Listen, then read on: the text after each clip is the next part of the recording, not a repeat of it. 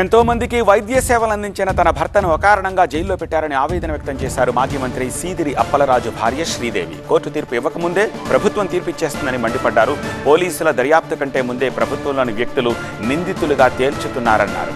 తమను రాజకీయంగా ఎదుర్కోవాలని, కానీ ఇలా వేధించడం ఏమిటని ప్రశ్నించారు ఆమె. రోడ్డు ప్రమాదాన్ని హత్యానేరంగా చిత్రీకరించారని మండిపడ్డారు.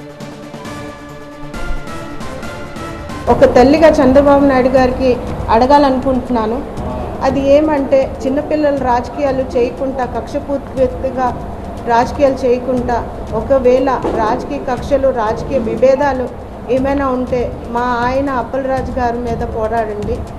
చిన్నపిల్లల మీద రాజకీయాలు చేసి హత్య నేరం కింద మార్చి దాన్ని విక్రయించి దాన్ని ముందుకు తీసుకెళ్ళడం ఎక్కడి వరకు న్యాయం అని ప్రతి ఒక్కరికి అడుగుతున్నాను. చంద్రబాబు నాయుడు గారికి ఒక్కటే అడగలుస్తున్నాను, దయచేసి ఒక వ్యక్తిపై ఇంత నిందలు మోపి హత్య నేరం కింద మార్చడం, సభాముఖంగా మా పేర్లు పెట్టి మాకు ముందుకు తీసుకొని వెళ్ళడం, ఇది మేము ఖండిస్తున్నామని మీ అందరికీ కూడా తెలియపరచుకుంటున్నాను. ఒక డాక్టర్ చేసిన మంచిని తీసుకొని వెళ్ళి క్రిమినల్గా నిందితులుగా నిలబెట్టడం ఎంతవరకు న్యాయం అని ప్రతి ఒక్కరికి అడుగుతున్నాను. దుష్ప్రచారాలు చేసేసి లేనిపోని నిందలు మాపై మోపి, మా ఆయనపై మోపి దుష్ప్రచారాలు చేయడం మేము ఖండిస్తున్నాము. కోర్టు తీర్పు ఇవ్వక ముందే చంద్రబాబు నాయుడు గారు ప్రభుత్వం తీర్పు ఇచ్చేస్తుంది.